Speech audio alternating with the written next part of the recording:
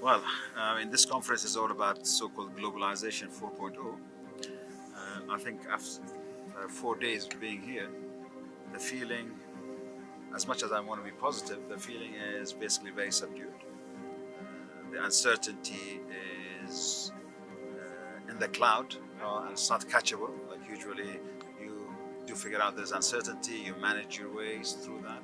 This time it's there, so you gotta basically always gotta work with your feet. And to do that is not easy, whether it is economically, whether it is politically, whether it is socially. So we are going to be going into a tough year. This is my perspective at the world scale, and of course on our side, the Arab world. We're waiting now. The 90 days between China and the United States of basically we're to see what happens. We only have 32 or 33 days left. If you ask 10 people here what the outcome would be of that, you're going to get 5 different answers. Now that's a worrying thing. So that actually adds to the uncertainty. So that is the world at large. We in the Middle East, of course, we're affected what happens to us in the global world. And it's a world, as much as we want to push for globalization, it's a deglobalization world. All this business of the new wave of populism, the new wave of so-called sovereignty and everybody looking inwards, unfortunately, it's going to be upon us.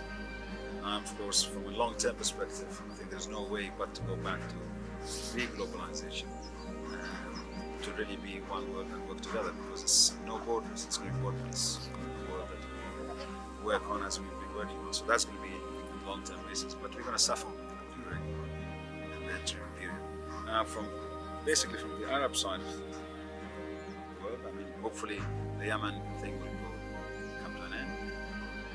Syria, we don't know what's going to happen.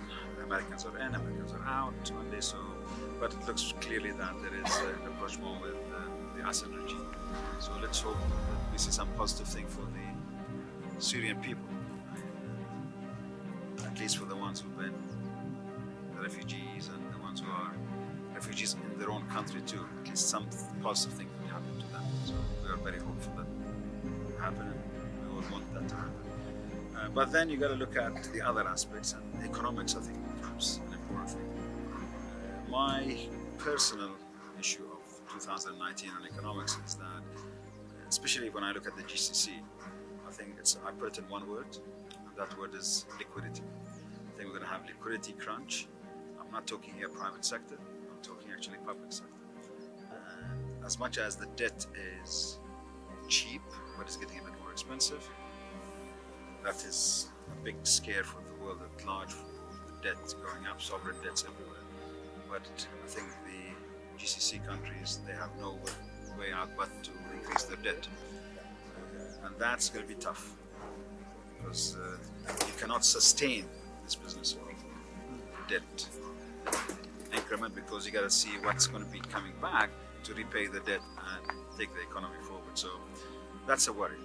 And governments are like banks, like companies. So once there is a liquidity crunch, immediately you suffer big time. So that's what I'm worried about.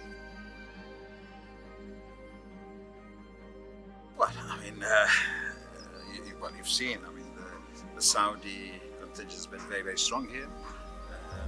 I just this morning came from a mosque breakfast. Very, very promising. The young coming through, and the push for the young to take over.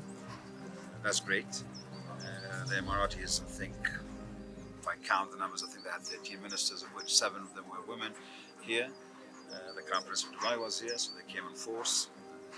One reason is 2020 Expo, and the other reason is actually saying we are there.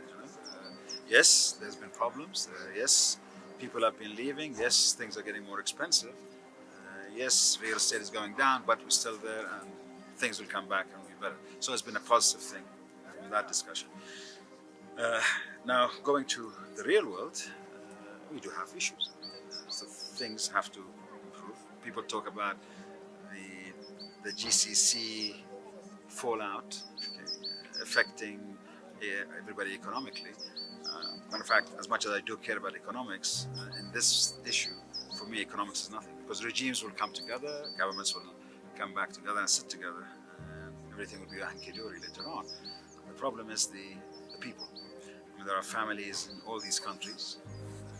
Bahrain, they have families in Qatar. Saudis, they have families in Qatar, Dubai, and so we're all one family at the end of the day. It's a small, as much as sort of 6, especially the 5 countries actually. Oman is a bit special, but the other 5 countries, I mean, the families, you find them everywhere, the 5 countries. So it is a problem fixing that from a social perspective, long term.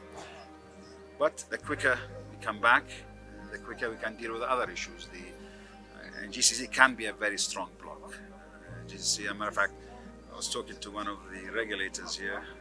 I said, why don't you just put all the regulations under one, okay, for this is the financial services, put it under one and go forward. I mean, I'm not saying change the sovereignty, but the regulation could be under one, because from a capital markets perspective, you put all the countries together, still it's very small, but at least it can be a strong bloc against the rest of the world. They can compete with the others, but as each of them by themselves, they're in a difficult position to